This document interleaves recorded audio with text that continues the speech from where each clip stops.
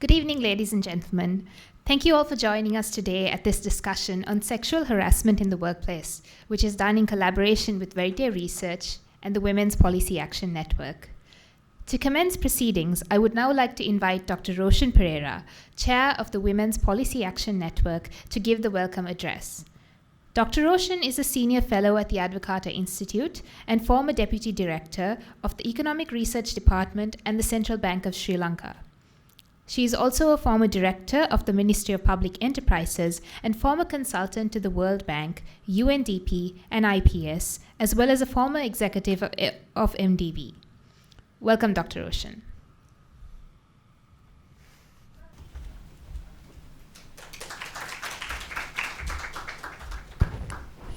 Thank you, and let me welcome everybody here again this evening. So just for, I think many of you have been at our other events, but just for those of you who haven't, I'll just introduce the Women's Policy Action Network again. Basically, what this policy WPAN is all about is really bringing together women and not only women, organizations actually, working in this space to basically advocate for reform and empower women in terms of economic empowerment. I won't go through all the details, but basically what we wanted to do through this whole network is, we know that everybody works in pockets in different spaces and working in sort of similar areas, but what we wanted to do is to bring everyone together so that we can create sort of a more the critical mass, and also to have much more impact in terms of advocating for these reforms. So that was the idea, because I think then, the louder the voice, the more likely that these reforms actually get done. And also to be able to influence Parliament, or to be able to have some impact in terms of actually getting these reforms undertaken. And I think we have been successful in some areas. Of course, I think we can't rest on some of the laurels that we have. I think a lot of people here have been very much advocated for some of these reforms. I think we have to keep pushing, and that is the reason why we keep going on this path, on this journey. We initially looked at several areas, so on labor reform, on the gender discriminatory labor reforms, land inheritance laws, the digital economy, social infrastructure, so that included the care, whole thing of unpaid care work, and also the barriers that women face in the informal economy, and financial inclusion. And basically today's event, and we are very happy to be collaborating with Verité on this, is looking at a space which is absolutely critical, and it came up in many of the discussions we had, particularly on the labor reforms, and even in other forums that we organized, looking at sexual harassment, and how that impacts on women's engagement in economic activities, but also particularly in the workplace, and looking at whether the laws are strong enough, whether they are actually being utilized, or they are really having the impact that they should be having in terms of bringing perpetrators to justice. So I think the report, I won't go into it because I think we'll present the report on this, and then we will go on to a panel discussion. But I just want to end by saying we are coming to the end of this stage of this WPAN, but we don't want it to end. We want it to continue with this, creating this awareness, and this continue on this journey of advocating for reform. So I think sometime maybe this year may be coming to end, so we won't actually we won't have another event this year, but maybe early next year, to bring everybody together and see how we can continue on this path, and whether we can institutionalize this in some way, so that we can all work together to creating greater momentum. So thank you once again, and I will call Aisha to continue with the proceedings.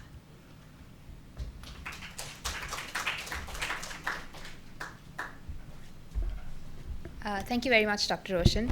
I would now like to invite Nishana Weerasooriya, Head of Legal Research and Business Development, on behalf of the Verité Research team, to present their findings on sexual harassment in the workplace.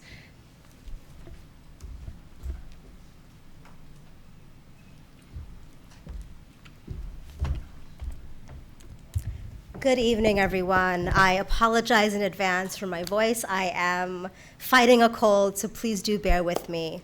I want to kind of first of all say that given that we are all in the period of the 16 days of activism on gender-based violence, it is kind of very timely that this event hosted by the Women Policy Action Network is happening today. So thank you very much, Dr. Roshan, and thank you to the Women Policy Action Network for inviting us here to present our report.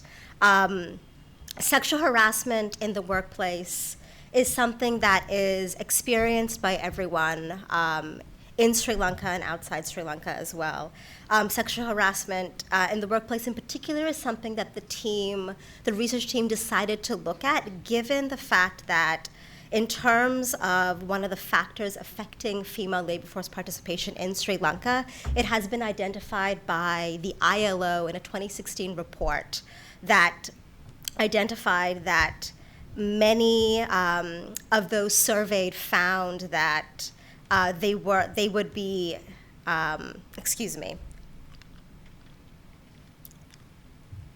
that 3/5 actually of those surveyed would take up employment if they were assured that they would not be vulnerable to sexual harassment in the workplace. So with that in mind, and also with the fact that the IMF themselves have also identified female labor force participation and the extremely low levels of female labor force participation as something that needs to be addressed, the legal research team at Verité decided to embark on this study. And the research identified 3 key barriers that prevented victims from meaningfully accessing justice and the extreme need for reform in the Sri Lankan legal framework. The report, however, does adapt an inclusive approach when highlighting victims of sexual harassment at the workplace.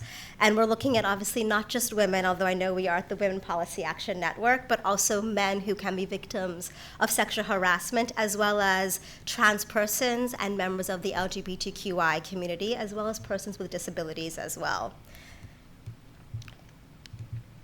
So let me run through the methodology very briefly with everyone. So our findings and recommendations are based on the results of a gap analysis, which also looked at best practices of certain countries. These countries were identified through an ILO C-190 report.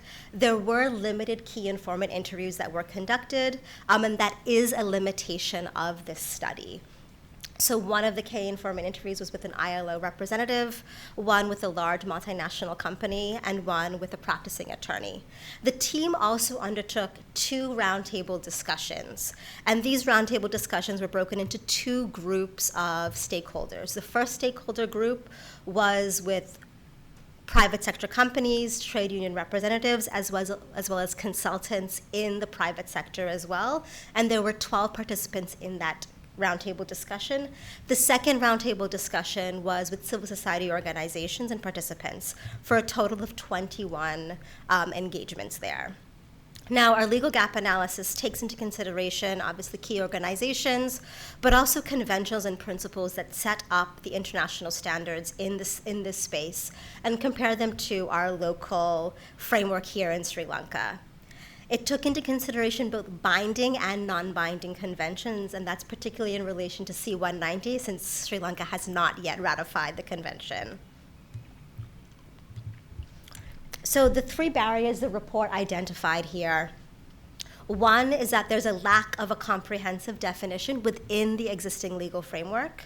2, there are entrenched barriers within the criminal justice system preventing redress and accountability.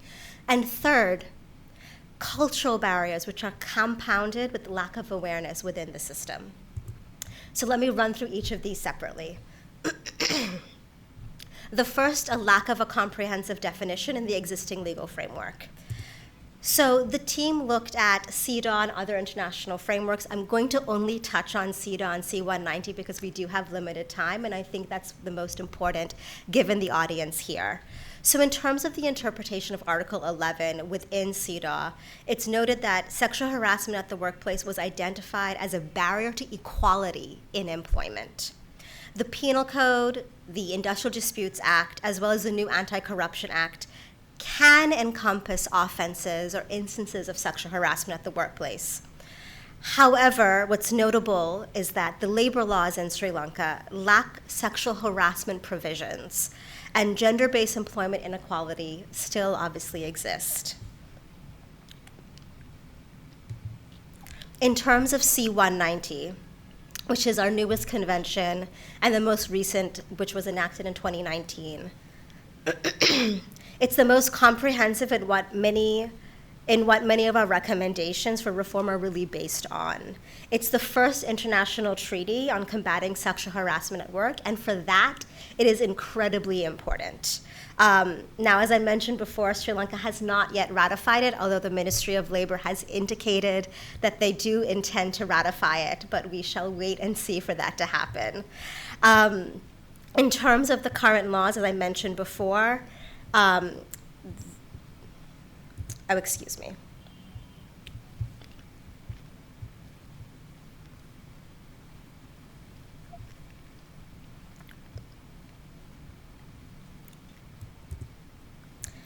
Our main findings, which aren't necessarily new, is that the Sri Lankan legal framework, as I mentioned before, lacks specific and sufficient laws in terms of C190. And we'll run through them very quickly in terms of the ones we looked at. So in terms of 345 of the Penal Code, can I have some support in terms of technical support? Apologies, everyone.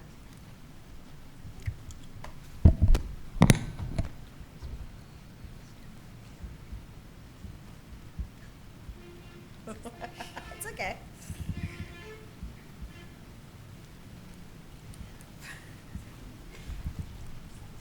Apologies, everyone. Technical difficulties.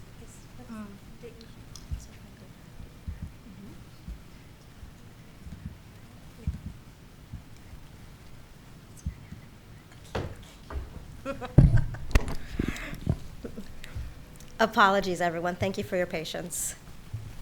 Although 345, in terms of in the section of the Penal Code, it does actually cover sexual harassment at the workplace, and one of the in the explanation itself, it does mention that it encompasses unwelcome conduct, and it also mentions not just the physical harm, but emotional harm as well, and that is a positive thing. However, in terms of C190 and what the definition has identified there, it does not sufficiently address all of the aspects of sexual harassment that occurs at the workplace, including hostile work environment, including quid pro quo, and especially related to online elements of sexual harassment at the workplace. For instance, voyeurism or electronic or digitally enabled sexual harassment at the workplace. And this was something that many participants at many of the roundtables noted as problematic. In terms of the IDA, what's interesting with the IDA is there's no specific section within the IDA that identifies sexual harassment at the workplace. What we've learned through our research is that usually sexual harassment at the workplace complaint is coupled with or in conjunction with an unlawful termination claim. And if at the labor tribunal that claim is seen to be unfounded by the labor tribunal, has been instances where there have been defamation claims filed against the victim, which can, of course, be a deterrent for victims in terms of filing these types of complaints. In terms of the Anti-Corruption Act, it is limited to sexual bribery, and of course is limited to the public sector there as well. One of the interesting things in terms of the Anti-Corruption Act or the previous Bribery Act is highlighted in the case of Kathwadeen, where in that case the court held for the first time that sexual favors in exchange for a job transfer fell under the definition of sexual bribery under the former act. Now in the current act, it's actually defined under sexual bribery, which is a huge benefit in terms of the movement in this legal space. In terms of the second barrier that the team has identified, these are really entrenched barriers within the criminal justice system, because that is the only space in the legal framework that identifies sexual harassment at the workplace as as an offense. Now, Section 345 does carry a sentence of up to 5 years and or a fine, and provides for compensation as well. But because the criminal justice system, as many of you know, has entrenched systemic issues, victims who engage within the criminal justice system space fall victim to these entrenched barriers. So the report really identifies a variety of these entrenched barriers, and I'll run through a couple of them here for you for completion. The first is, of course, the well-known problem of delays in the criminal justice system. We've all heard of the World Bank report, where a case can take up to 10 years to be solved in terms of an average case.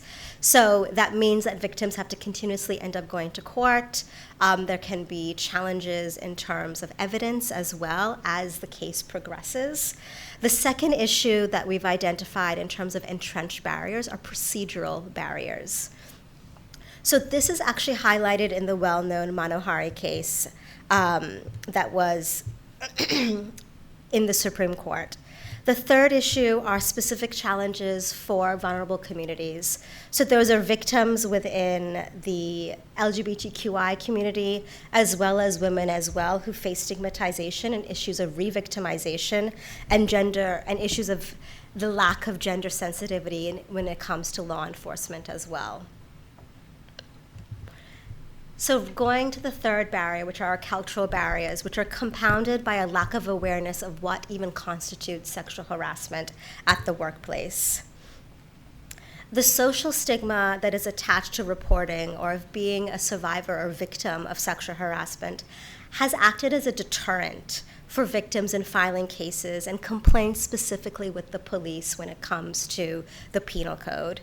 In 2019, there was a landmark Supreme Court judgment as a result of a fundamental rights petition that was filed by a minor girl against the police department. She was questioned as to whether she was sexually molested by the chairman of a Pradesh Sabha. As a result of that fundamental rights petition, the Supreme Court issued a landmark decision issuing 19 guidelines to the police force. Some of those guidelines very specifically have been formulated to address and to prevent the re-victimization of women and girls when they engage with the police department. However, what we've learned is that despite this, the re-victimization does continue to happen. We've also learned that there have been complaints filed with the Human Rights Commission of Sri Lanka alleging that individuals have been subject to sexual harassment by the police in 2021 as well. So we really have found that the criminal justice system is in itself, which is supposed to protect victims and advance justice, as a system is a deterrent to victims to come forward of sexual harassment at the workplace. Now, the criminal justice system in itself is not the place for all types of sexual harassment complaints. Not every incident of sexual harassment at the workplace requires the intervention of the police or the criminal court to impose these kind of stringent sentencing, which means that without a civil remedy in place in Sri Lanka, many victims are left without recourse. So the report really looks at best practices in other countries using civil remedies, and it's why the report is really looking at circumventing the criminal justice system and providing an alternative route for accountability on sexual harassment through the civil space. In terms of civil remedies, the research team identified a couple of best practices taken from an ILO global report on C-190. These have been used to inform our recommendations, and the report is available online for anyone who would like to read it further. I'll quickly outline them here before moving on to the recommendations. The Philippine Safe Spaces Act mandates that the Civil Service Commission, which is similar to our Public Service Commission, monitor compliance with the Sexual Harassment Act in both the private and public space.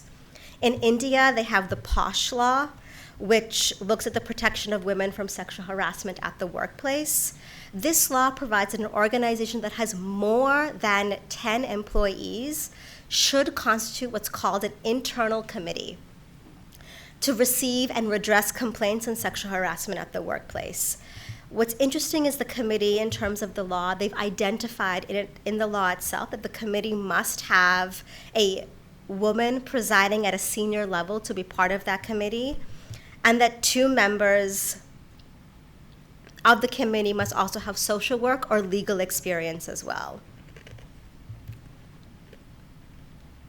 Laws to prevent harassment in the workplace in Japan have identified that companies with more than 50 employees must put measures to prevent both sexual harassment and gender-based violence. In Peru, the law to prevent, punish, and eradicate violence against women in the public and private sphere is applicable to workplaces with fewer than 20 employees. And they've identified that those companies, instead of having a intervention in a committee or a commission because they're so small, that they have a delegate instead. So they've kind of given a fit for form, fit for purpose type of remedy there. In terms of our recommendations for reform, they're really divided into 2 spaces. So the first is the legislative reform, which I've been alluding to and talking about, and the second is really institutional reform, looking at the stakeholders within the space itself. In terms of employer liability within the civil space, what we are identifying is that this type of legislation would obviously allow victims to have access to justice, but also provide accountability for employers for not addressing sexual harassment at the workplace. We are, as I've mentioned before, we are not recommending a one-size-fits-all approach, in the sense that redress mechanisms from a multinational company to an SME must be different. They must be tailored, differentiating in remedies and sanctions available based on the type of employer, but also the type of harm that has been occurred. Remedies could also include the right to resign with compensation, reinstatement, appropriate compensation for damages, orders requiring measures with immediate force, and legal fees and costs. Workplace definition would also need to be extended to cover domestic workers, the informal sector in particular. In Mexico, the labor law there has been amended to protect domestic workers when it comes to sexual harassment at the workplace.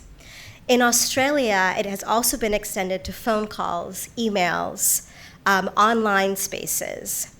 While in Denmark, it's been extended to actually the residence of the employee or the employer, given that we are also in a work-from-home modality as well.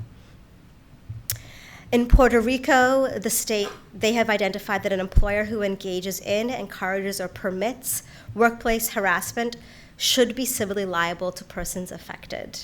And they've identified a curated space and how to provide guidelines for companies as well. So what we've learned, and as many of you know, is that there is, in fact, an Employment Act that has been drafted and is in the pipeline. We are aware that there are sexual harassment provisions within that act as well. But from what our understanding is that it's more towards the right to terminate employment for the victim or the right to terminate employment for the alleged perpetrator who caused the sexual harassment. If the Employment Act is to be aligned with C-190, which is the international standard, there needs to be a lot more in terms of how the Act is amended and how the Act is drafted to ensure that it does, in fact, address both public and private sector spaces as well.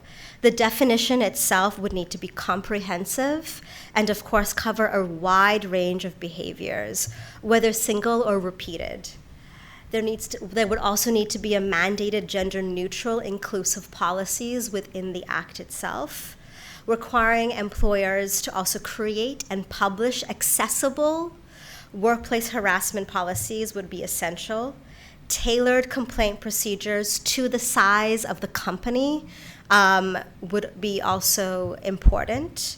Inquiry committees following models like Peru and Japan are ways to move forward on that. Ensuring that those inquiry committees also have mandated equal representation would be extremely important as well. Outlining proportional punishments for different degrees of sexual harassment offenses, similar to the Belgium approach, as well as providing for compensation to address both pecuniary and non-pecuniary harm experienced by victims. Ensuring that policies are available in multiple languages, given our Official Language Policy Act, as well as in other formats or accessible languages like Braille. In terms of the institutional reform, because I think I am very close to time here, the Ministry of Labor already conducts labor inspections, auditing places of work for their internal policy, auditing places of work. What we've learned is that, and what we understand is that the labor inspectorate itself is very small compared to the number of companies that they have to inspect. So if we are going to be moving forward to including sexual harassment at the workplace in the new Employment Act, the labor inspectorate themselves would have to increase, and there would need to be sufficient capacity building as well done within the labor inspectorate to ensure that they're able to take on, if necessary, auditing procedures for sexual harassment policies at the workplace. In terms of the Ministry of Education, one of the recommendations that came out of the conversations we've had at the roundtable was also the importance of having comprehensive sexual education and having that be kind of fit to form in terms of young learners, being exposed to concept of respect, equality, dignity, and older learners, more complex concepts such as harassment and violence. This was something that was identified as important to also curtail the third barrier that we've identified in terms of cultural challenges within the system. In terms of the Ministry of Women and Child Affairs, we have suggested that they could devise a platform where complaints could be submitted anonymously. However, we've placed a caveat with that recommendation, and that is because there may be hesitancy among victims to use a government-owned app or application to file sexual harassment complaints. So although it can be maybe housed within the Women and Children's Ministry, it should be owned in a collaborative fashion with civil society organizations and international organizations as well. And learnings can be taken from actually the SheBox application from India, which has had some success, but also has been heavily criticized for various reasons. One of which is that it requires victims to put in what is the equivalent of our NIC, which means that there is space for tracking and surveillance from the government.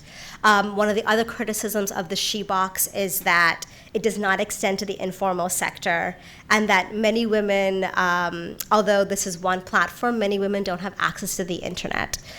And it's only available in English, given the multitude of languages in India. So again, lessons learned to take from SheBox, and I just want to add that although we're recommending that there be a platform, we are suggesting that there needs to be some caveats there as well, given the learnings from India. In terms of the Public Services Commission, we have recommended that the Ministry of Women devise trainings for public officials, and we've suggested that the PSC be the national body to implement the training, similar to the Philippines, where the Philippines Public Service Commission actually tracks, monitors, and trains the implementation of training that occurs related to sexual harassment policies. In terms of the recommendations for the Chamber of Commerce, we're suggesting that the Chamber of Commerce promote community helplines in the event that employees do not want complaints to be lodged at their places of work. We've also suggested that the Chamber launch comprehensive campaigns on the prevention and elimination of violence against women, and I'm sure we'll hear from the Women's Chamber a little bit later on the work that they'll be doing. We're also suggesting that the Women's Chamber set tangible deliverables across the organizations so that they can incorporate sexual harassment policies in an effective way, and introducing complaint mechanisms based on the size of the company, and based on so that sanctions that are implemented are again fit to form. In terms of multinational companies, we've also identified that they incorporate harassment prevention across all activities, and survivor-centered grievance mechanisms to also be inclusive in their trainings, and provide adoptive grievance mechanisms as well. In terms of the recommendations for the trade unions, we've suggested that trade unions can be working with civil society organizations in the space to provide trainings on sexual harassment at the workplace. This is something that the German Equal Center Act actually provides for as well. And we've also looked at recommendations for civil society organizations to hold corporates accountable through possibly a reputational harm approach as well. And of course, the Ministry of Foreign Affairs ratification of C-190, which we do hope is forthcoming. Thank you very much, and thank you for your patience with my horrible voice. Thanks, everyone.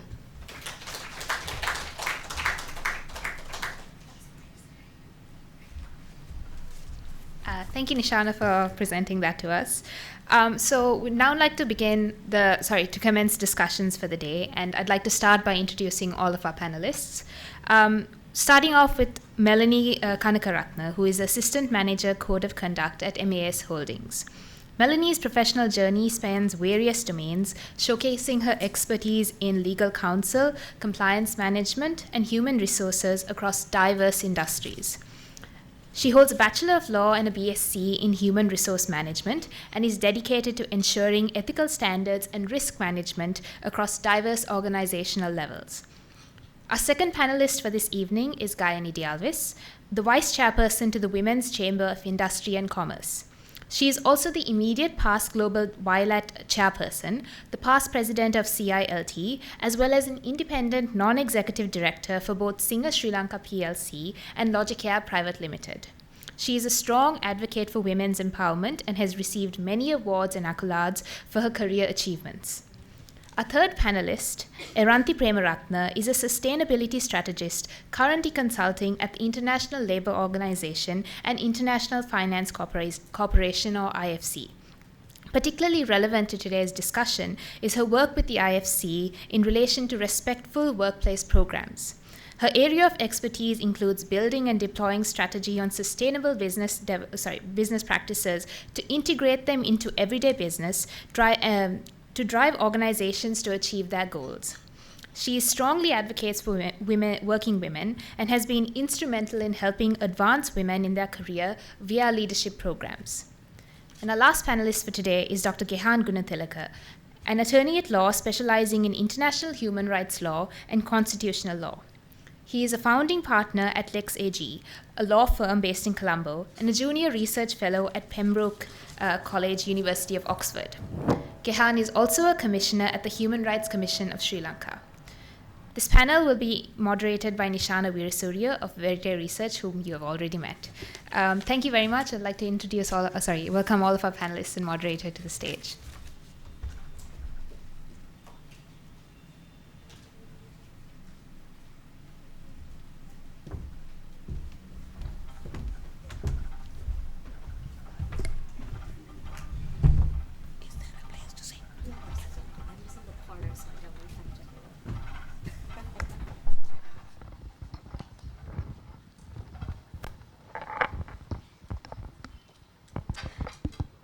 Thank you for those lovely introductions. So we're going to start off with about 7 minutes from each of our esteemed panelists' opening remarks. and then we'll open up the floor for questions from the audience. So I'd first like to ask Melanie to start us off. Thank you. I hope I'm audible. Yes. Good evening, everyone. Thank you for the opportunity. I'm here representing MAS, and as an organization, we thought that it's really important that we share our stance on specific issues such as sexual harassment, and that's a space that we do a lot of work. And as an organization, we have considered multitude of angles to ensure that we are a sustainable business, not only focusing on aspects like social and environmental sustainability, but also making sure the productivity of our employees are always in line, and also to make sure that we have created and we continue to create a very safe environment for our employees. And as an organization having over 100,000 employees, it is essential that, given the current context, whether it's difficult or not, to create that space where they feel comfortable, they feel happy to work in, and as well as safe. And that is our core, most important, I think, goal as an organization. And if we actually look at sexual harassment and harassment, it is actually a hygiene factor and a basic aspect that we are focusing on. And at the moment, as the code of conduct, so that is our framework for MAS, which is also known as the MAS DNA. As an organization, we've made sure that in the apparel industry, as you know, it's a very competitive industry, and it's important that the work levels, the efficiency is kept at the highest levels. And not only because it's beneficial for the organization, but it's also to ensure that it's the right thing to do for our employees as well, making sure that they are in a safe environment. So it has been a journey for MAS as well. Over 30 years, we've been dealing with harassment, sexual harassment as well. And we've dealt with the issue, and as of 2018, we've had our frameworks in place officially, and it is called the MAS DNA, as I mentioned. And it's a broad framework under which sexual harassment is only one part of it. And we have a specific policy in place for equal opportunity and anti-harassment. So it deals with harassment piece as well as discrimination. And research shows that discrimination, bullying, or even harassment can have a negative impact on the organization as well as the employees. And it is our, we have to make sure that the employees that we have employed are made sure to give that space. So in terms of sexual harassment, that is definitely a space that we do a lot of work. And for us, it's important not only to just have a framework, but also to make sure that people are aware of their rights. And just having a framework is not good enough.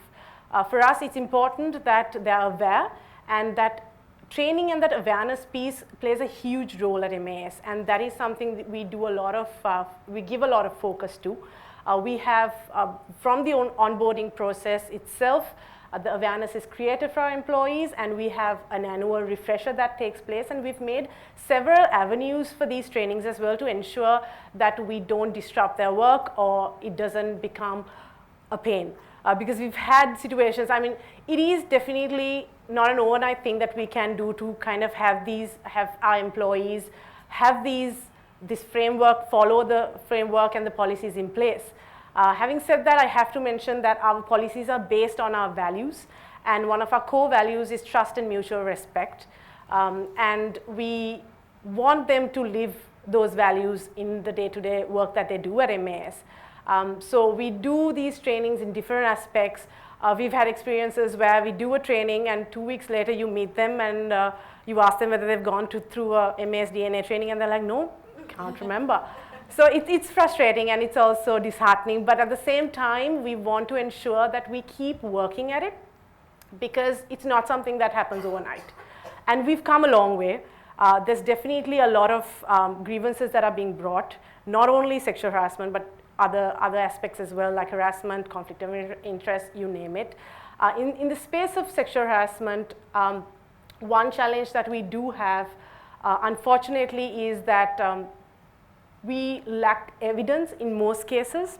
It's always a he said, she said situation. And also because of that stigma, people are not willing to come forward. And that is something we as a team are trying to encourage our employees to speak up, to create that space that is safe for them. And we've created so many avenues of speaking up as well. Whether it's online, whether it's a hotline, whether we have a mechanism called the code officer, because you know that our organization is such a huge organization, we have to make sure that there are point persons who are very well aware of the code of conduct that we have in place. So we've done all of that work, and we see people coming in, and it has to be noted that we have taken the most strict action in terms of sexual harassment especially. And we're not only talking about sexual assault, we are talking about crude comments, jokes, inappropriate comments, right? For us, it's all about if that other person is made uncomfortable in a sexual nature, be it whether it's physical, verbal, in writing, or even visual, we are there to support that person to take action. But another challenge is that most of them do come forward with these grievances, but they don't want to follow through with the investigation process. Again, there could be evidence issues, there could be the whole stigma, how will I work, how will people look at me, all of that. And again, we're doing a lot of sensitization work as well in terms of encouraging these employees. But of course, we have a framework in place which is for everybody, all levels. It's the same, where even if it's a very high level employee who has committed a sexual harassment and has been found guilty, we would definitely be taking the most strict action possible. At the same time, we also as an organization, we are always there to support our employees. If they want to go further, take criminal action, we are there in terms of counseling or whether any sort of support. As an organization, I'm proud to say that MAS has made that stance to make that commitment to our employees to ensure that they don't feel scared to go that extra step. Because for us, it's important that if one person speaks up, it's almost like very helpful for everyone else and gives that courage. At the same time, for us, even if there is no outcome per se, say for lack of evidence, we make sure we have a central recording system that takes place. So all of the cases, whether or not action has been taken, gets recorded. And a highlight of that is that if it happens again, it will be recorded and there is a reference to it and it will go as a repeated offense. So that again is very essential for us to ensure that the recording purposes of the cases happen for the transparency as well as to encourage our employees. As a central group, we also do a lot of reporting to the audit committee, which is a external party, which again holds us accountable as well as transparent. And I'm happy to say that MSDNA, the Code of Conduct, has come and has been introduced by the highest level of management at MAS. So we do have management backing us up to ensure that we have this in place and everybody actually follows through. And we also hold them accountable in various aspects internally. We make sure that the trainings are happening, that there is space for everyone to speak up, and to kind of create that environment where people are feeling safe to speak up. And that's really important for us to ensure, not just for the benefit of the company, but also to make sure the mental, physical health of our employees is actually kept. Yes, thank you very much. Thank you, Melanie, for that. So I'm also going to ask Gayani from the Women's Chamber to go next. Thanks, Gayani. I hope I am audible, sorry, not edible. Right. Thank you for inviting me to represent Women's Chamber. So as you all know, this is, gender-based violence and harassment is a global phenomenon. It's not only prevalent to us, and it's a global problem, and we all have to, do something about it. And if you look at Women's Chamber, we are I think the very first Women's Chamber that was set up in this country and also globally as well. And we enable women entrepreneurs as well as professional women to empower them, and so that they can be freely working in their own space. So in that sense, gender-based violence and harassment is an important aspect that we are looking at. So since you asked us to talk about the survey that was done. So last year we did a survey among 347 women across the country about this specific issue that everybody is faced with. And out of that, 240 odd were professional women and 50 odd were entrepreneurs. Unfortunately, sometimes the concept of gender-based violence and harassment is not to, unlike in corporates like she spoke about, especially with SMEs, very micro level and informal level women entrepreneurs, they have many other problems other than that. They always having many issues, so that's another big problem.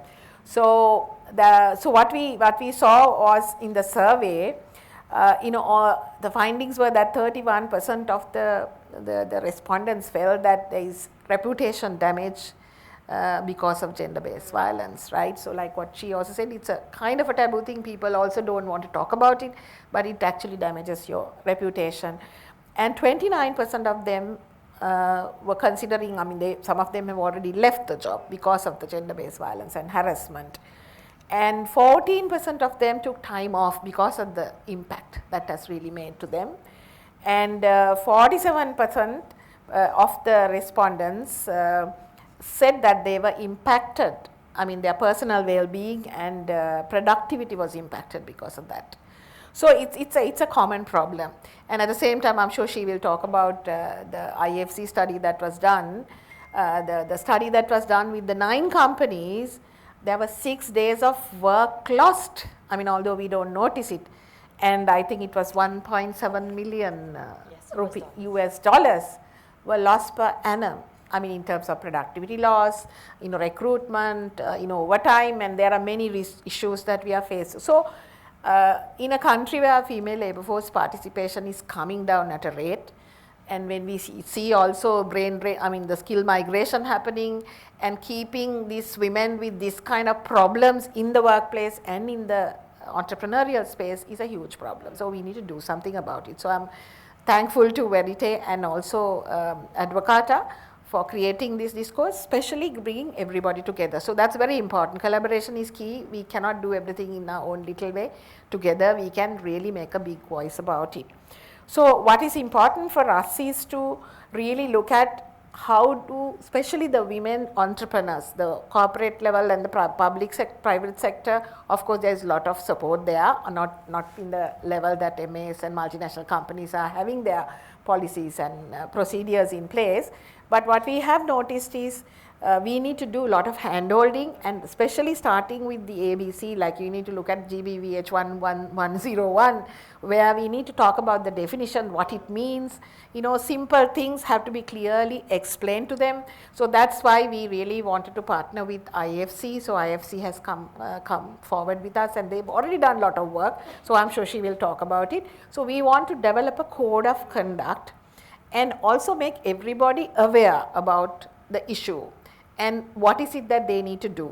And everybody in the organization must be trained and how to deal with it, because there are 3 levels we need to talk about. One thing is on the primary level, where you need to look at how do we prevent this happening. Of course, although we may not be able to eliminate fully, how do we prevent it? Second is when something happens, how should we quickly respond to that situation? So you need to have systems and procedures and policies in place in the organization and enable especially the small and micro level women entrepreneurs also to tell them what is it that you need to do, what is available in the ecosystem to manage that. And in the third level is in the long term, the affected party, how do we really support them? It's not an immediate thing that you can solve. It will have long term implications for the person who's affected. So from the point of view of the person who's affected, we need to really work on it. So some time ago, I think UNFP did a study about why women are not coming into the labor force participation. Is one of the reasons is also public transport. So 90% of the women who are commuting, 50% of the female workforce engaged in the workforce also use public transport, trains and buses. So they are sexually harassed. So they are getting impacted from all fronts. One thing is there are a lot of unconscious and conscious biases in the workplace which prevents them getting into the world of work, and there are other issues that women themselves feel that okay, this is not the place to be.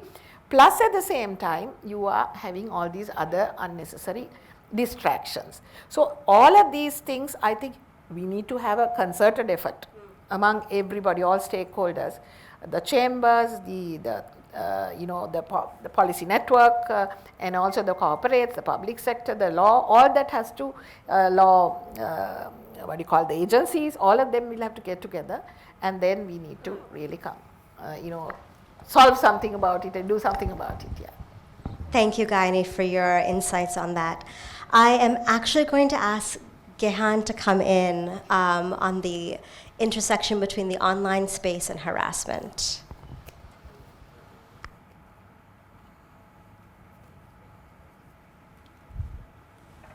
Can I be heard? Okay, thanks. Thanks, Nishana, and thanks for inviting me to speak at this event. So my focus area is mostly on the digital realm and digital spaces, and I thought I'll confine my remarks to some of the challenges that emerge as a result of how workspaces and how we understand the workplace has evolved. So I'll start with maybe how we should understand digital workspaces, right? Obviously with the pandemic, the COVID pandemic, there was a proliferation of different types of work environments, right? Of course, working from home, working remotely existed before the pandemic, but there was this surge as a result of the pandemic where people needed to adapt to the new situation. And as a result of that, we understand the digital workplace as almost a normal mode of working, right? So the question is, how does the law and how do preventative and remedial measures that deal with sexual harassment keep up with technological changes? And this is going to keep evolving, right? As we think of the idea of the metaverse, there'll be a time in the future where immersive interaction virtually with your coworkers would be quite normal. And then you're going to have the physical workplace being mimicked by the digital workspace, right? So all of this is taking place, and the question arises then, how do we meet these challenges? And of course the challenges with just physical workplaces is bad enough. How do we now face these challenges as we go forward? I'm going to talk a little bit about why I think we have to adapt on a number of fronts, and I think a lot of what Melanie said resonated with me. So obviously sexual harassment is a wrong, and wrongs have to be prevented, and wrongs have to have remedies. On the preventative front, there's always this sense that prevention is better than cure. So what do we do in terms of building institutional culture, training and awareness, ensuring that there are procedures in place, policies and procedures in place within a work environment, so sexual harassment becomes more and more difficult. So the first question I like to raise is, are we adapting in terms of those preventative measures to the changing environment? Are companies now adapting their policies to understand that the workplace is no longer a physical space, and whether policies are going to now start bringing in some of those aspects as well? That's the first question I wanted to raise. The second is on the remedial front. Of course, I think Nishana mentioned this as well.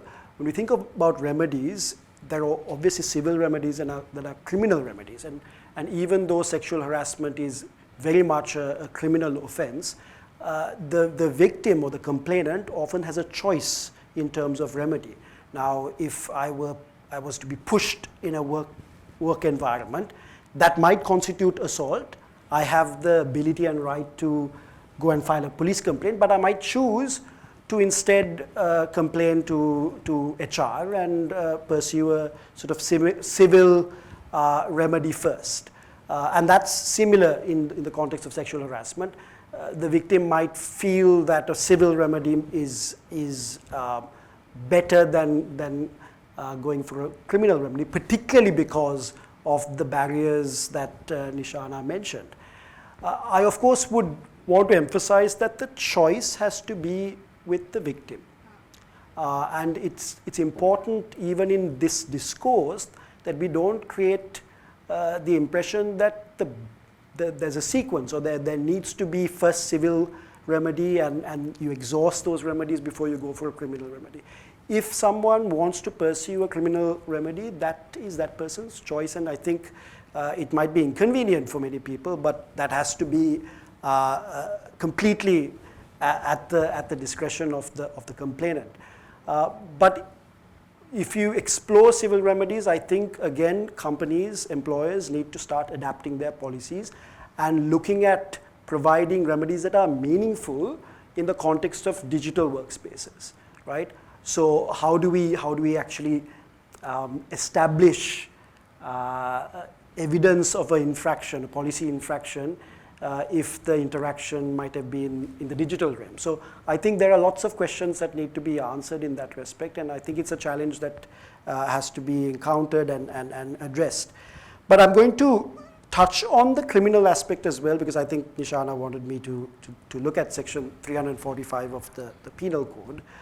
So if a victim, a complainant, chooses to go down the route of criminal sanctions, I think the one and only section that might be applicable is section 345 of the penal code. Now the question arises, does this section adequately capture a workspace, a workplace that is not physical, that is actually a digital workspace?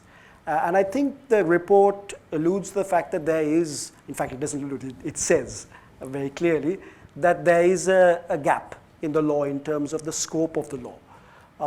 And I think if I just go through the wording of section 345, I'd like to explore whether that is the case, right? So it says, whoever by assault or use of criminal force sexually harasses another person, or, so there's obviously two options here, or by the use of words or actions causes sexual annoyance or harassment to such other person.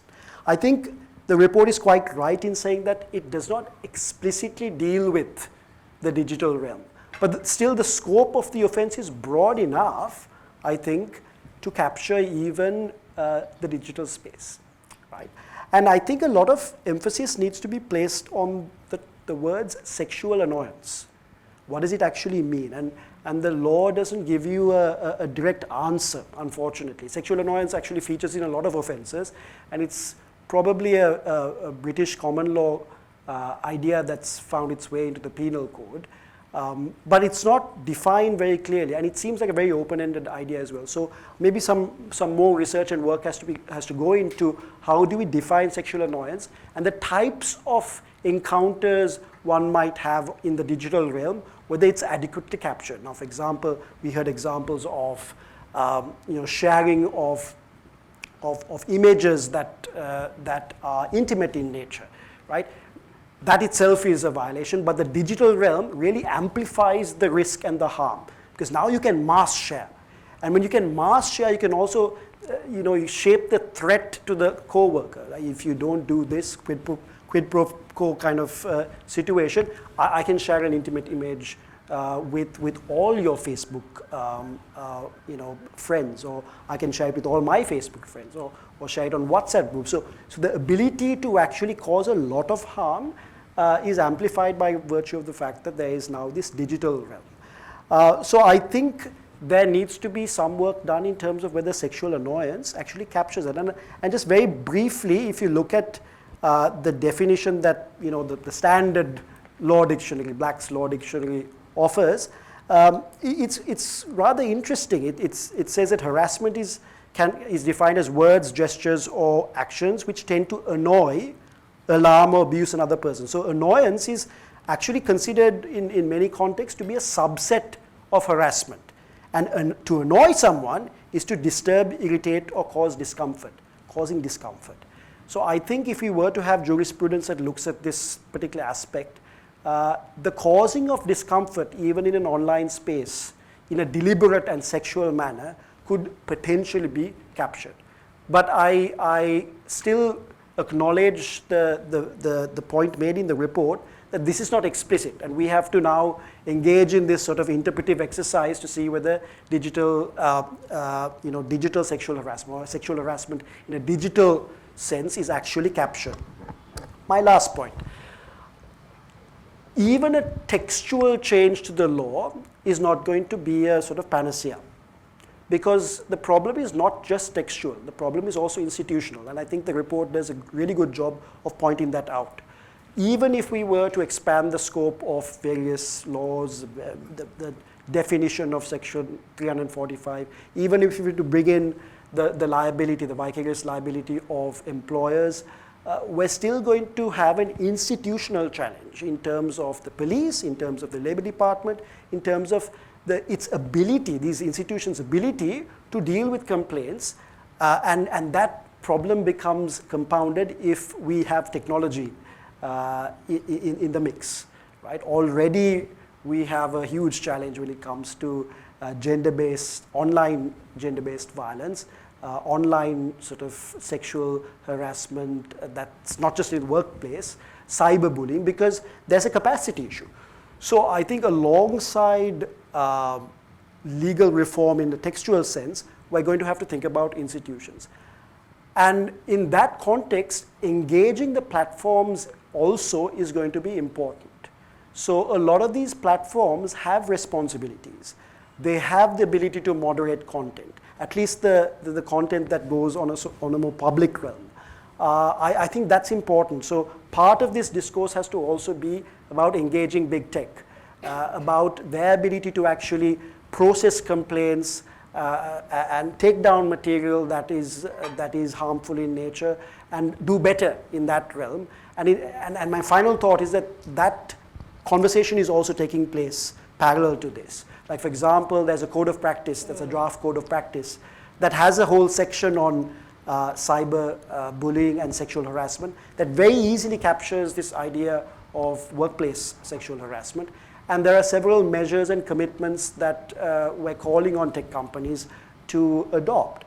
So I think plugging this conversation into that broader conversation with big tech is also a good idea. And I'll pause there. Thanks a lot. Thanks, Gehan. So our final panelist is Eranthi. Eranthi, I'll invite you to... Oh, okay. Yeah. Yes. Okay. Thank you. So let me start off by saying that creating a respectful workplace is a primary responsibility of any employer. And there's a reasonable expectation when somebody joins an organization that person will be provided with a safe, respectful working environment to work in that's free of harassment and abuse.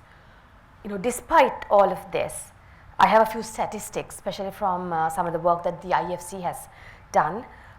In South Africa, in 2016, a research that was done by the IFC says that 77% of women in South Africa had reported experiencing some sort of workplace harassment or abuse, and especially related to sexual harassment.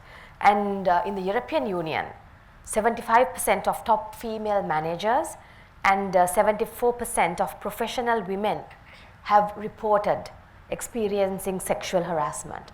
So, despite this having, there being a reasonable expectation of having a respectful workplace, these are the statistics. And what's also been made very clear, especially through some of the work that IFC has done, and as Gayani mentioned, there's a lot of research that the IFC has done to show a business case as to why an organization needs to really address workplace harassment, bullying. Research that has been done by CARE in 2017 has shown in the Cambodian apparel sector, the cost of sexual harassment has been $89 million US. And in Myanmar, as per another IFC research that has been conducted, 14% annual loss of labor productivity for businesses due to workplace sexual harassment.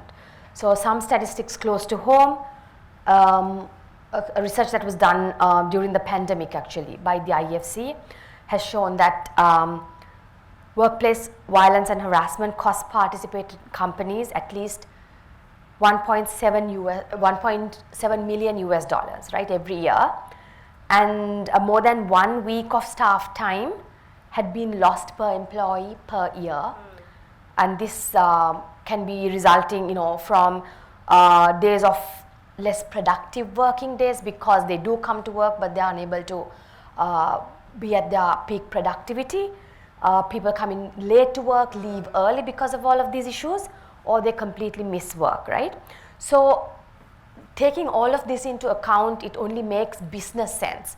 So when I work with companies, I have been invited many a time to actually speak with the senior management to impress upon them why this is important, because companies now have understood that this is important. However, they need more clarity as to what are the risks, how do they go about it, etc. So businesses understand numbers and the business case. So this research is very helpful to kind of show them what they may be missing out, what may be losing out on, and how much more productive they can be by using some of these numbers to impress upon them the productivity losses or what they can gain. So this is a very dynamic space. Things keep evolving all the time. Some of the questions that come up now is like, okay, even things like, forget sexual harassment and abuse, but even things like personal space. Because there's a very sort of, there's not much understanding. There's a lot of questions, and especially with Gen Z, and the younger people coming into the workplace, there's a lot of questions that come up, a lot of discussions. So people don't understand, people are feeling uncomfortable, and they require a lot of clarity. So there is a lot of awareness that people seek. So I think what Women's Chamber is planning on embarking on, to create more dialogue, bring in a lot of work has already also been done, right? As far back as 2013, I believe the Employers Federation had done a code of conduct. So there's a lot of work that has been done.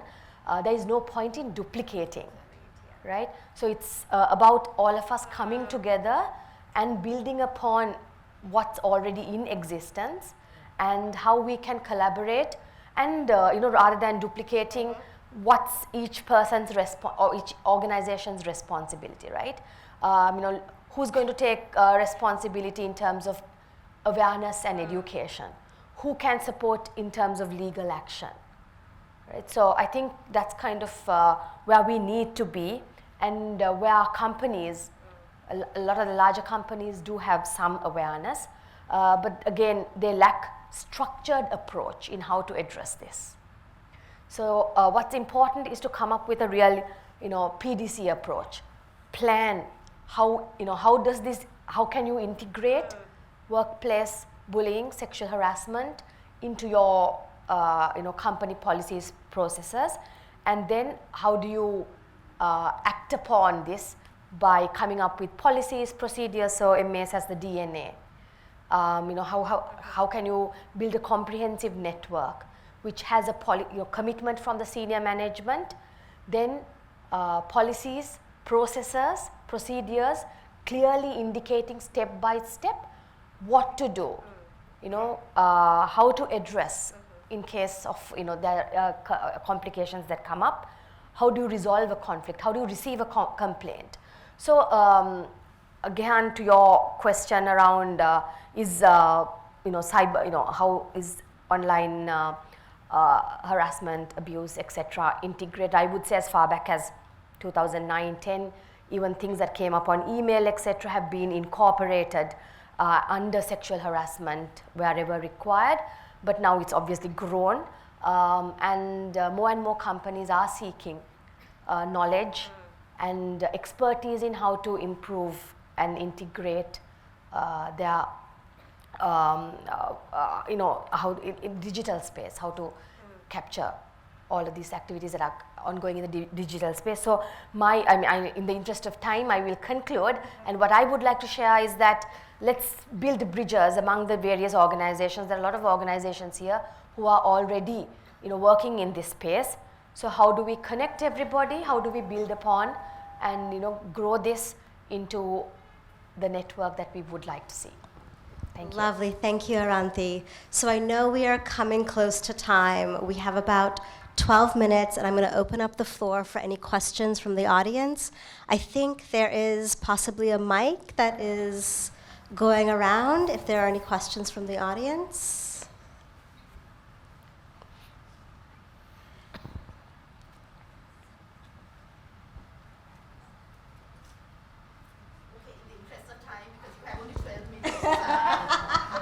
I think we can hear you. So. Okay, can hear me? I'm loud. My only I have been involved in this space since 1999, trained with a lot of companies. I have actually a lot of comments and a few questions to Gehan. The comments, okay, I'll go fast because on the issues. To Verité, on definitions, I would caution you against using a very descriptive definition. Because if you look at 190, due respects Pramo, and I was on that drafting committee in Geneva representing the employers, it's an enormously difficult, convoluted definition, which also moves away from our kind of understanding of sexual harassment, which is that it's very subjective. They move more towards the objective side, which is not necessarily a good thing. So that is one. Then the point you made about schools and bringing sexual harassment education, please introduce or start with the teachers and principals, because you have so much vertical kind of job segregation in schools. And some of the worst things I have heard upon, apart from the Mahanama case, which was a school principal, but the comments that principals have made to school teachers, and some of them are too horrific to repeat. Then the third one to Verité once again is when you talk about the gaps. Now the current, the problem with the ID Act definition of industrial disputes, the interpretation placed on it, a kind of self-interpretation which the labor authorities have at present. One is that they think a complaint of sexual harassment has to go to the police and they don't have authority.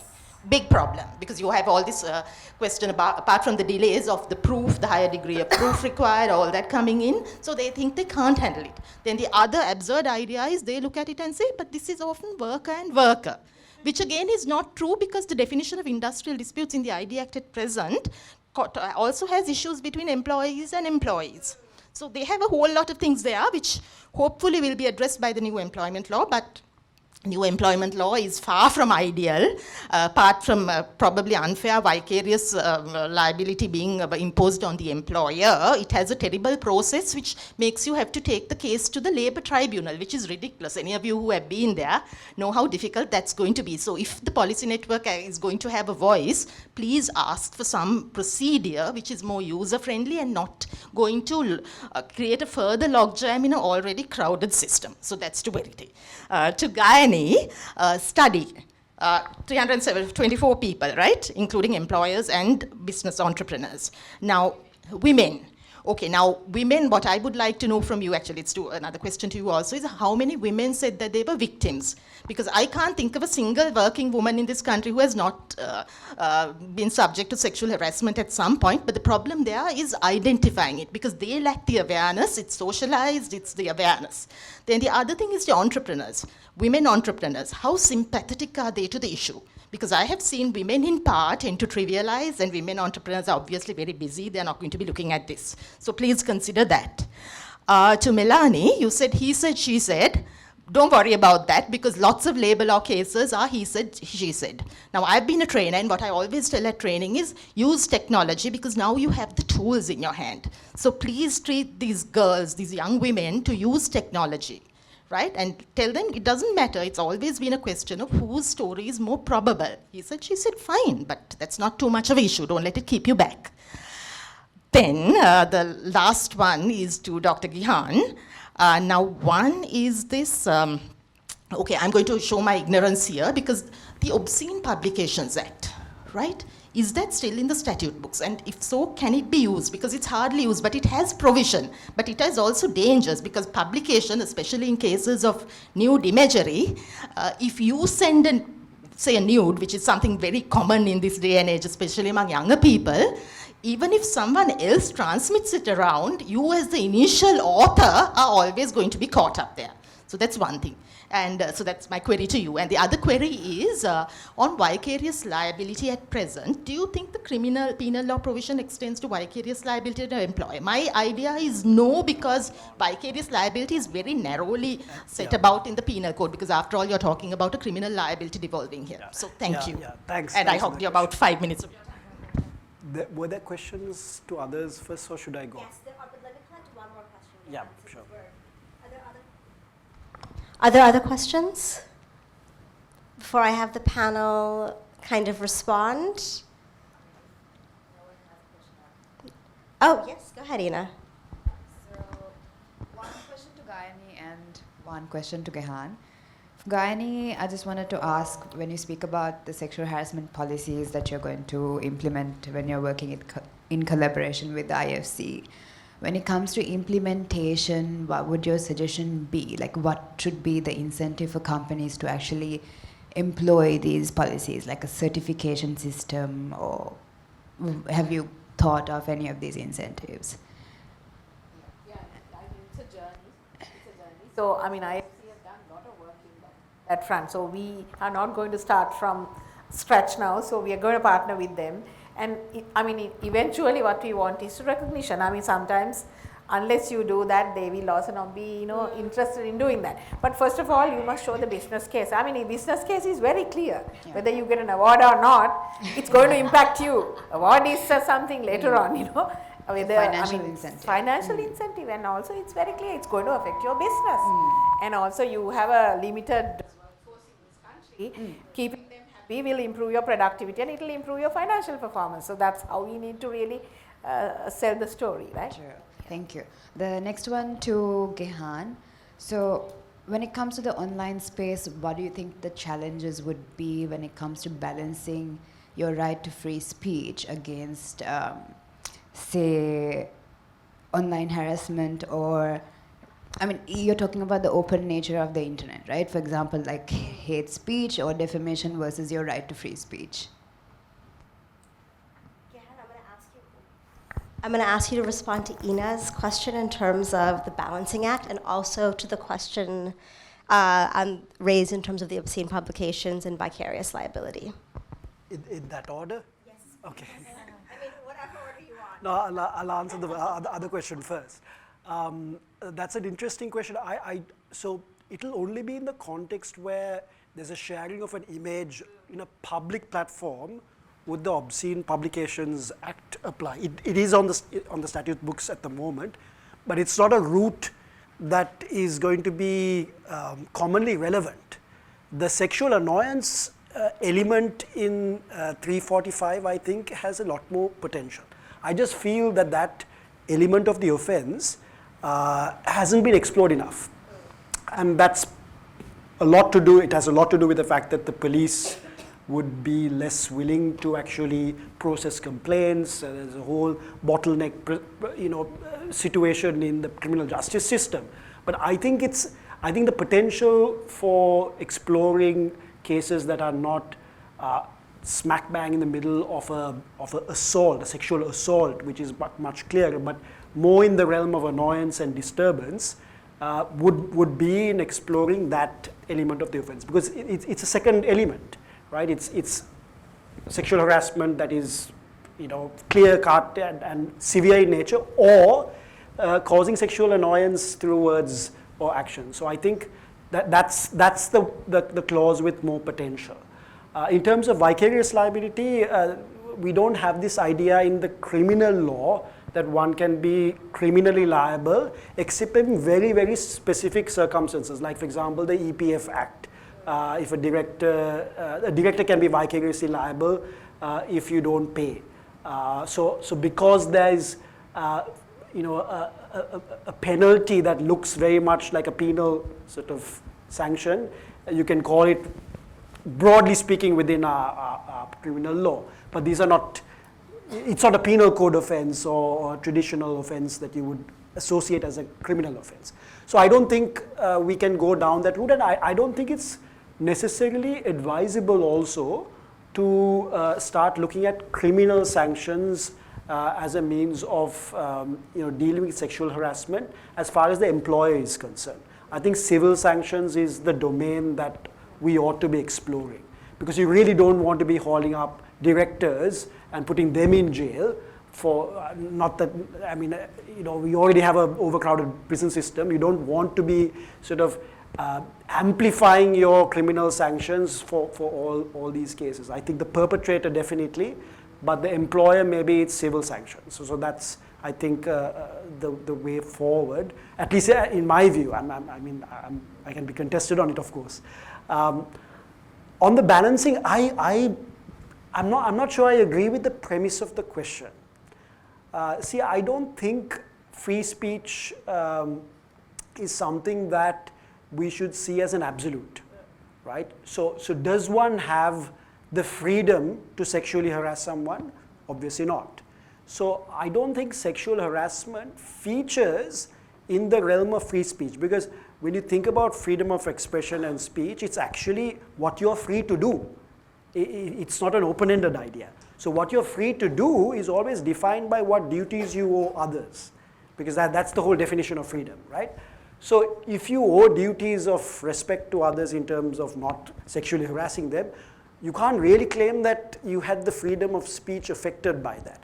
So I think conceptually we need to avoid this language of balancing when it comes to actual criminal sanctions. The same way I would say you don't have the right to actually incite violence against someone, so your free speech is actually not affected, because the free speech is the realm that is left after you deduct all your duties, right? So I think I would think about it like that, and avoid sort of trying to talk about balancing when it comes to something like this. I think the criminal liability approach is a stronger one. Yeah.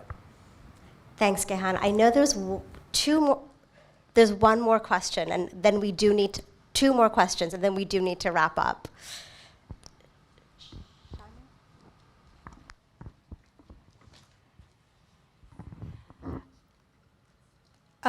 Thank you so much to the panel and to Nishana for this very interesting discussion.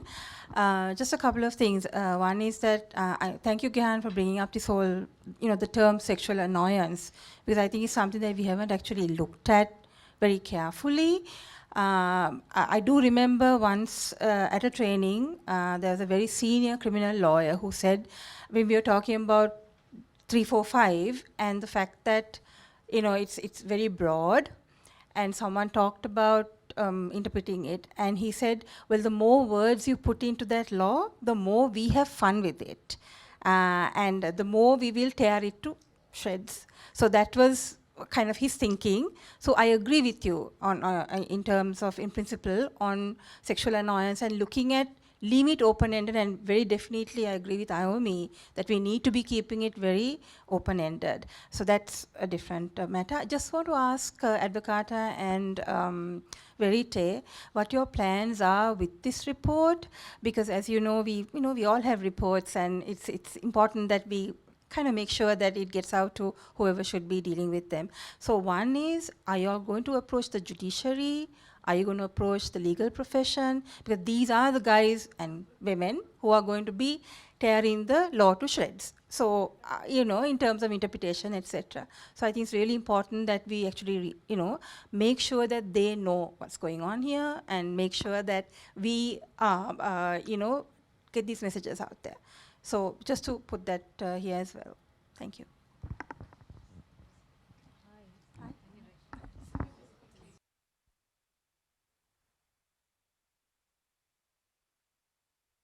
No, just a quick question. How useful the Me Too movement in the US had a huge impact in this space. How useful is such a movement, and did it really change the way this whole thing, the way both on the legal side and on the actual institutional reforms and implementation, or cultural changes? And what would it take to have that kind of a movement here? The question is really, is it a useful thing? Let me collect Pramo's question as well. Oh, no. Oh, sorry, Pramo. So in terms of, Gehan, do you want to respond to the sexual annoyance comment from Sharmila? Okay. Very briefly, I agree with the comment that we need to try and explore the existing law and see how we can push that, because more than getting our parliamentarians to reform the law, if you have a really good judgment that comes out interpreting sexual annoyance, that will be much more powerful. And I think exploring that, thinking of test cases, public interest litigation that explores this might be something to think about. Yeah.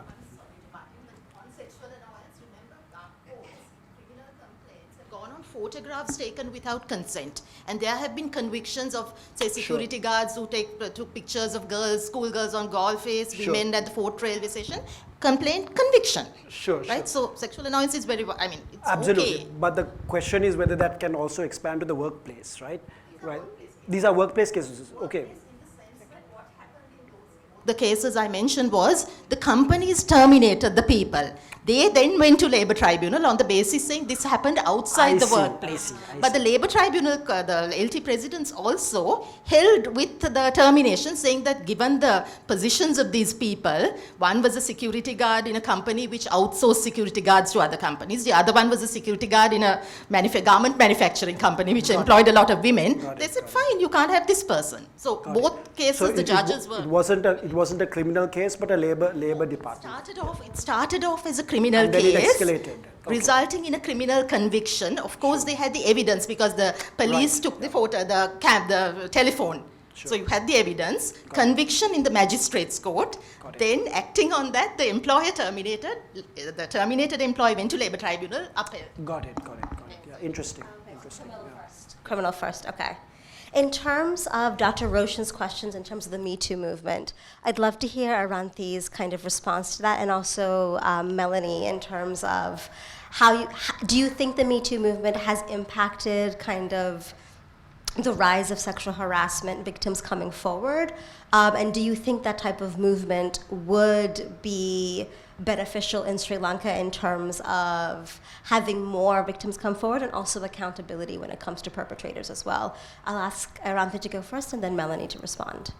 Yeah, so I would say it has definitely created a huge movement in the US, which has been helpful even in Sri Lanka. I mean, brands like Victoria's Secret, right, who were giants in the field of lingerie, who everybody sort of looked up to. 31st night, December 31st, everyone was looking forward to the Angels show, right? The brand just crumbled within a few weeks, following through from the Me Too movement. And these are some of the great examples that even I use in Sri Lanka when I conduct trainings. And so that's been really useful and helpful to sort of show this is kind of the kind of impact such huge companies could have if basic respect in the workplace is not adhered to. So my opinion is that yes, such movements would definitely be helpful, even in Sri Lanka, to change the minds of the leaders, business leaders, etc., or to take them on that path, but also to bring along survivors, complainants, affected persons who have gone through such, who faced workplace harassment, to really come forward, because that the Me Too movement can actually be a solid example as to how things can go right. But on the other hand, I must also say there have a lot of people who've come forward and asked, can we even, say somebody looks nice in the workplace, right? So many questions, like I mentioned, a lot of ambiguity. Is it okay if I say somebody's looking nice today? So what we then kind of respond is, if you feel you're going to get into trouble by saying that, don't say it, right? So I mean, it's as simple as that. But that's the kind of questions and some confusion, ambiguity that has also come up. But I would say definitely it's helpful. Thanks, Eranthi. Melanie? Yeah, just to add to what she said about compliments, that is something, an aspect that we deal with at the workplace, where we do have people come up to you and say something. So we touch that element in our trainings as well to ensure, because for us, sexual harassment or harassment in that case, it's always about how the other person feels. So there has to be that line in terms of maybe body language, maybe the number of times it has been repeated, that's important. That awareness is also very important to kind of, because we can't say don't do that, because that bonding, that teamwork, whether it's a joke, just to, kind of de-stress thing, it's very important. So we, again, do that awareness. In terms of Me Too, I think absolutely yes. We haven't seen that in that forum, but we have seen it politically happening. And I think even in this sexual harassment space, if you do have some sort of movement like that, it will definitely compel other organizations which do not have frameworks in place to go for, they will be pushed to do that. And also the lawmakers to take like a more serious stance on cases of sexual harassment in general in the law, which needs changes. So yes, absolutely. Thanks, Melanie. Just very quickly in response to the clarifications for Verité, thank you, and well noted in terms of the definition, despite ILO's definition on. So we haven't actually, we are not recommending the ILO definition, which also includes, transportation to and from work and a whole host of kind of aspects of it. We are recommending a couple of best practices, and those are a little bit more, let's say, curated and not as broad. So very well noted, and thank you for the feedback. In terms of Sharmila's question, so we have gone to the Ministry of Labor, obviously, because we want to ensure that the Employment Act does include, I can see someone laughing, Promo, does include the requirements in terms of the C-190, but well noted in terms of engaging with maybe the Bar Association as well. Something we have not thought about doing, but we will definitely do in terms of Verité space, and in terms of policy, maybe something for the Women's Policy Action Network to think about taking on when you guys have your next event next year, perhaps. I am going to close out here, and I want to thank our panelists very much for their insight. Melanie for kind of providing a sense of, the work that MAS has been doing on the DNA policy, the training and awareness that's gone into that, especially in terms of the complaint system, Gayani in terms of understanding the survey that you guys have conducted, and also the new work that you'll be taking on and embarking on with the guidelines, the call for collaborative work and research, so something that perhaps the Women Policy Action Network can also be kind of that space to be collaborative, and something I know that Eranthi also mentioned in terms of the collaborative space. And Gehan, thank you for your insights in terms of the expansion of the workplace to the digital space, and your insights in terms of how sexual annoyance is something that could potentially be used, and perhaps to think through strategic litigation as a way to kind of work on that. So with that, I'd like to thank all the panelists, and I will ask Aisha to come up.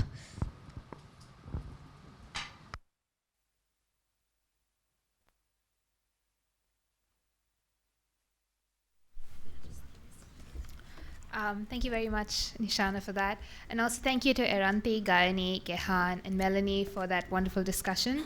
As we come to the end of today's discussion, we would like to extend our thanks to the team at Verité Research for their extensive research and for utilizing the Women's Policy Action Network to create impact, which is a goal that we all share. Thank you to the wonderful teams from both Advocata and Verité who have worked tirelessly over the past few days to make this event a success. And most importantly, thank you all for joining us today. I know we went over a little over time, but thank you so much for engaging with us and for interacting and just listening to us as well. You can always support the Women's Policy Action Network by following their social media pages. So this is WPANLK on both Instagram and Facebook. I'd also like to mention that we are serving refreshments outside, so please help yourself to those as well. Thank you so much for joining us again, and I hope you have a wonderful evening.